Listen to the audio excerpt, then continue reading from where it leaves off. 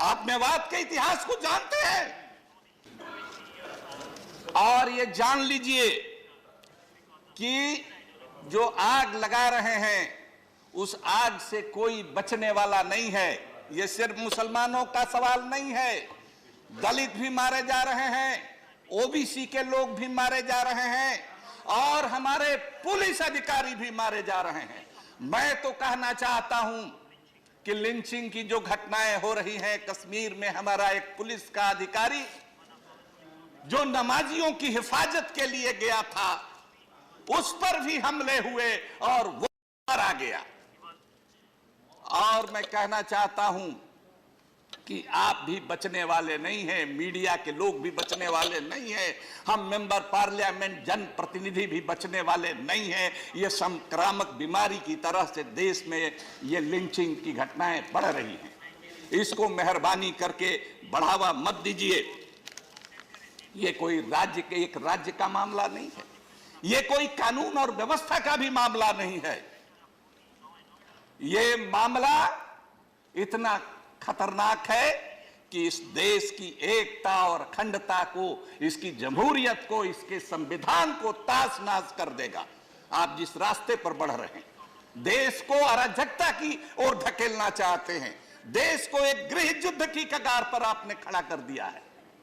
इसलिए भाइयों, महोदय, मैं कहना चाहता हूं कि मैं मेवात में गया था और मेवातियों 10,000 मेवातियों के साथ हम लोग 2 तारीख को, पिछले महीने, इसी महीने 2 तारीख को हम लोगों ने यहां जंतर मंतर पर मजमा भी लगाया था।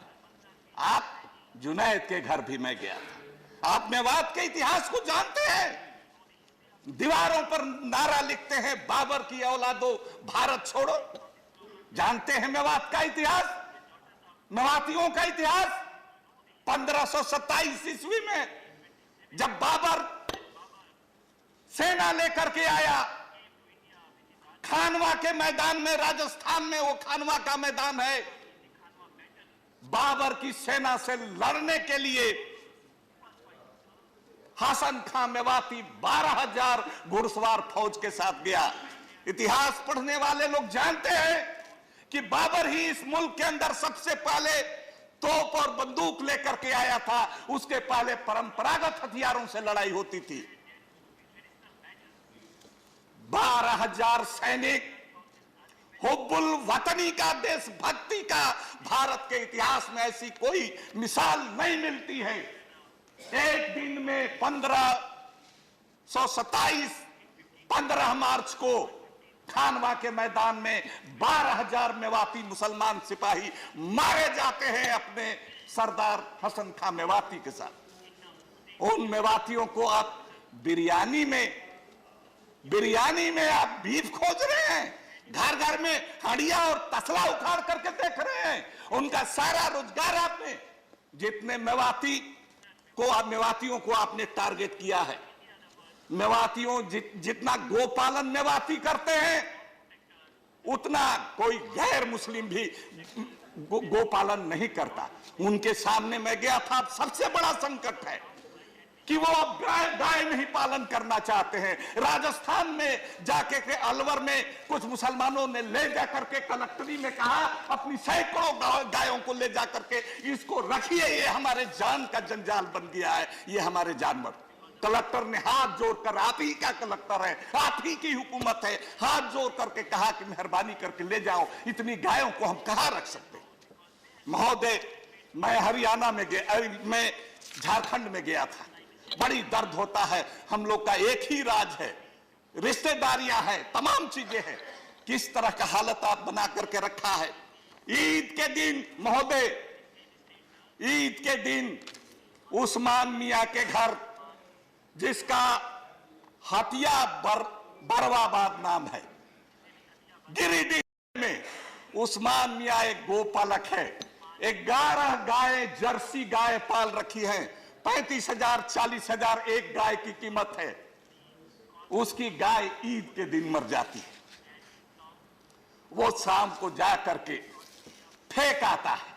वो पहले दलित को कहता है, दलित कहता है कि भाई आजकल माहौल गड़बड़ है, हम कैसे फेंके। 1000 रुपया दोगे तब फेंकेंगे। कहा कि पहले तो 200 रुपया देते थे, अब 1000।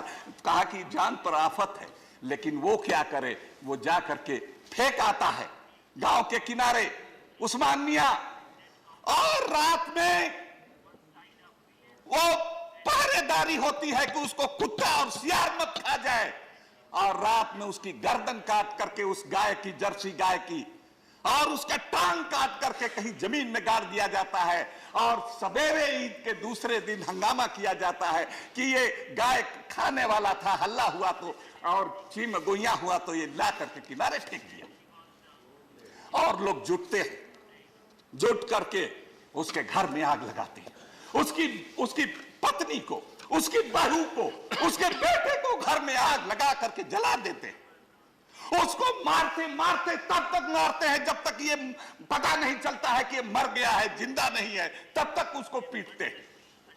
लेकिन वाह, ऐसे लोग भी हैं हमारे अधिकारी। हमको फक्र है, कहना चाहते हैं कि वहां का कलेक्टर उमाशंकर सिंह, वहां का एसपी जो कोई आदिवासी भाई है, क्रिस्टोपा या क्या नाम है उनका, वो जान पर खेल करके, अपनी जान का जोखिम लेकर के, और उसको अधमरे को भी अपने कब्जे में लेते हैं, और उस्मान को जिन घर में आग लगाया है उन लोगों को भी बचा करके लाते हैं।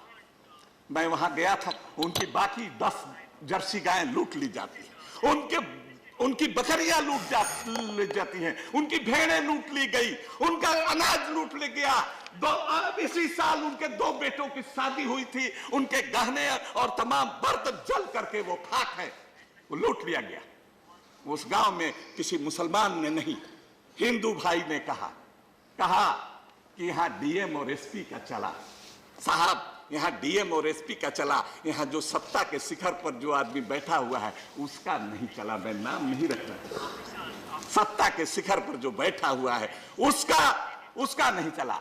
ये होता है बगल के गांव में ईद के दिन भी किसको चल रहा गांव में। सर देखिए, मैं हो करके आया हूं घटना से, अखबार पढ़ के नहीं, मैं घटना का बयान कर। सर दो अभी तो बस शुरू, because of the contents of your speech, हम खत्म कर रहे हैं। kindly understand the position of the chair also, please. Sir किसको चरघरा गांव में, मैं कहना चाहता हूं कि चारों तरफ घटा तो अंधेरा है, एक नाउमीदी है, एक बेचैनी है और एक तड़प है, लेकिन उसमें उम्मीद की भी कोई किरण है। वो कलेक्टर और एसपी ने बचाया, ये उम्मीद की किरण है। हमको तो डर लगता है, इस हाउस में हमने नाम रख दिया, कहीं वही हालत नहीं हो जो कि बुलंदशहर से बहराइच जो आदमी हुड़दंगियों को पकड़ता है, शायद वो महिला अफसर है, उसका ट्रांसफर हो जाता है या उसको बाद में सजा दी जाती है। इस तरह की घटना नहीं हो, ये कहते हुए भी डर लगता है। उसी तरह से मैं महोदय, मैं कहना चाहता हूं कि ईद किसको चरघरा गांव में भी वहां भी दंगा फसाद कराने की कोशिश की गई। ईद के दिन नमाज 10:30 बजे हुई। सभी जानते हैं, हिंदू भाई भी जानते हैं कि आज से 9 बजे तक का समय होता है आखिरी नमाज का। 10:30 बजे नमाज हुई, वहां के दलित भाई खड़े हो गए। कोई चौधरी नाम का मुखिया का, पूर्व मुखिया का पति है, वो खड़ा हो गया, और पूरा दलित का गांव खड़ा हो गया और कहा कि हम लोग हजारों साल से इस गांव में रहते हैं, ईद के दिन कोई मुसलमान गाय नहीं काटेगा। वहां गाय का वो पूंछ, किसी चमड़े का पूंछ ला करके नदी के किनारे रख देते हैं गांव के बाहर, वहां बच जाता है। ये एक उम्मीद की ये किरण भी है। सब जगह यही नहीं है। दो सेकंड, 2 मिनट। एक मैं कहना चाहता हूं, देखिए गिरिडीह से 15 किलोमीटर दूर बैंगाबाद चौक है, बैंगाबाद चौक गिरिडीह से। वहां एक ले जा रहे थे गाड़ी में, कुछ गायों को लोग ले जा रहे थे, और इन हुड़दंगियों ने, तथाकथित गोरक्षकों ने उनको घेरा और मारना शुरू किया। उन लोगों ने कहा कि अरे बदमाश, हम भी हिंदू हैं, और अपना नाम बताया। और तब गांव के अगल बगल के हिंदू भाई भी लाठी लेकर के निकले और खूब अच्छी से उनकी मरम्मत की। ये भी दीवार पर लिखी इबारत है। कोई हम हिंसा के लिए नहीं कह रहे हैं कि उनकी पिटाई उन लोगों ने की, अच्छी बात की, लेकिन हम ये कह रहे हैं कि आप अगर नहीं रोकोगे तो इस तरह की घटनाएं होंगी, इस तरह की घटनाएं बढ़ेंगी। That's इसी तरह okay. की- You wanted 3 minutes and you spoke 11 sir, minutes. 2 Nothing more will go on record. 2 Next. minutes, 2 minutes. No, this is unfair. 2 minutes, sir. Unfair. No. I added your name. It was not. You see, this is very unfair. I am sorry. Sir You asked for 3 minutes. हम बैठ जाते हैं, And so I included. Now you spoke 11 minutes and you are not talking. I want to control the house. No. सिर्फ law and order का Ravindra Raman Singh. बीमारी है No, please. Political Ravindra Raman Singh. Sri K.K. Rajesh. सत्ता में है No, nothing will go on record. Sri इसको कीजिए, K.K. बहुत बहुत Rajesh. शुक्रिया। What is this? You should also cooperate. Thank you honourable deputy chairman sir. दोस्तों ऐसी वीडियो सबसे पहले देखने के लिए चैनल को लाइक और सब्सक्राइब जरूर करें। धन्यवाद।